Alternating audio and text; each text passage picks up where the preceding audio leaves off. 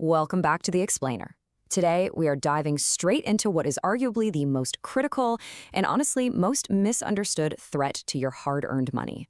We're going to map out exactly how you can protect your retirement wealth from that invisible thief we all know as inflation. To really grasp the stakes here, we just have to look back to October 2022. Headline inflation in the UK hit a massive, absolutely terrifying peak of 11.1%. I mean, numbers like that, they send literal shockwaves through financial markets.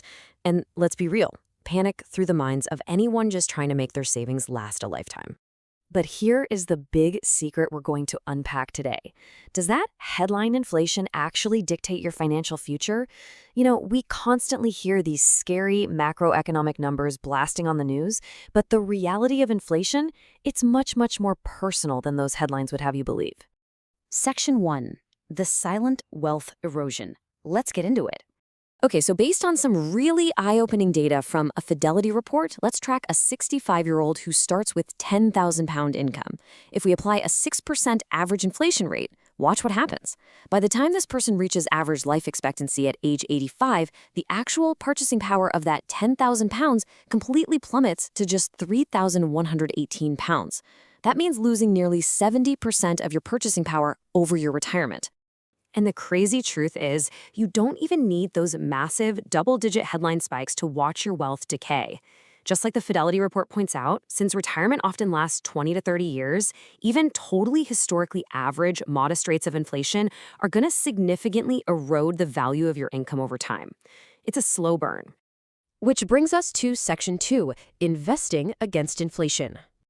So there's this really fascinating study by T. Rowe Price, and it reveals a massive conundrum for investors. You see, you actually have to plan for two totally different types of inflation. First, you've got expected inflation, which is predictable. But then you have unexpected inflation, which violently surprises the market.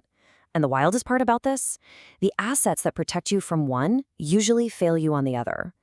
Take short-term tips, for example. Treasury inflation-protected securities. They are fantastic for expected inflation, but they absolutely fall short when inflation suddenly shocks to the upside. So how do we protect against those violent upward shocks? Well, T. Rowe Price points us straight towards something called real assets equities. Basically, this is a targeted blend of commodities, think mining, energy, and utilities, alongside real estate companies. And the reason this works is because these sectors provide the raw materials and physical spaces the world desperately needs. So they have this really unique ability to actually grow their earnings and raise their prices during inflationary spikes. They preserve your purchasing power way better than just throwing money at the broad stock market. Now, if we measure an asset's inflation beta, which is just a fancy way of saying how well it moves in response to inflation, we uncover a pretty huge blind spot. Traditional safe havens, like gold, actually have a near-zero beta to expected inflation. It's surprisingly a pretty poor hedge for normal times. But when we look at unexpected inflation shocks, real assets, equities like global metals and mining, they show massive positive reactions. Moving on to Section 3, the retirement withdrawal puzzle. You know, exactly when you retire actually matters just as much as how much you've saved. To figure out a safe withdrawal rate, financial experts look at something called the CAPE ratio. This was popularized by William Bengen. He's the father of the famous 4% rule. Basically, it takes a stock's current price and divides it by its average inflation-adjusted earnings over the last 10 years. It's essentially a clever way to smooth out all that short-term market madness to see if the market is overvalued or undervalued on the exact day you decide to retire. And what Bengen found is that your safe withdrawal rate is dictated by a pretty brutal combination: market valuation and inflation.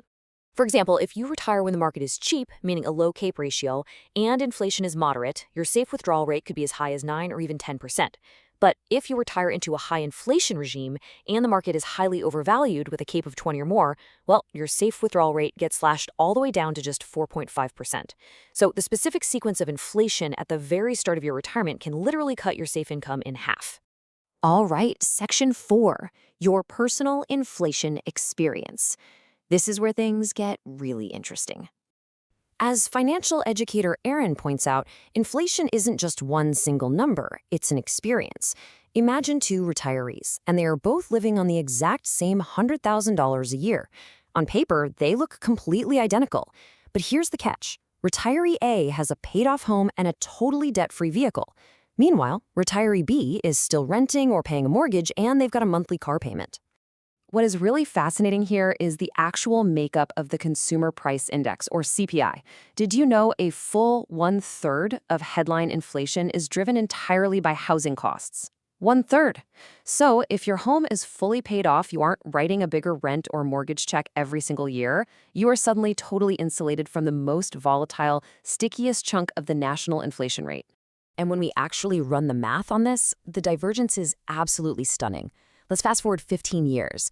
Retiree B, who is fully exposed to that 3% headline inflation, is going to need $156,000 just to maintain their exact same lifestyle.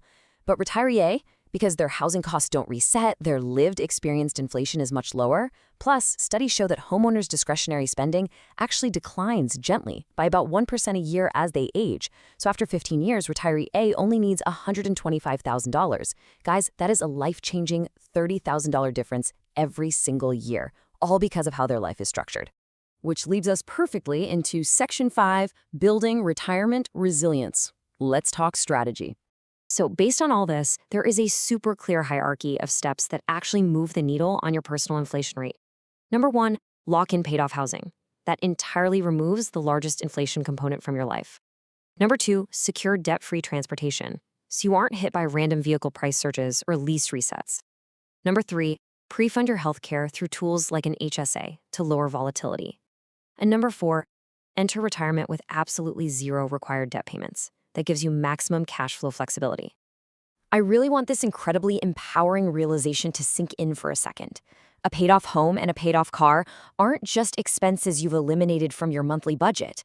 They are powerful inflation hedges you already own. The structure of your life does the heavy lifting in retirement, not just the raw size of your portfolio. So as we wrap up this explainer, I want to leave you with one final provocative question to chew on. Are you planning your financial future around a scary headline inflation number flashing on the news? Or are you structuring your life to control your personal inflation? Take a good hard look at your own setup and start building that resilience today. Thanks so much for joining me, and I'll see you in the next explainer.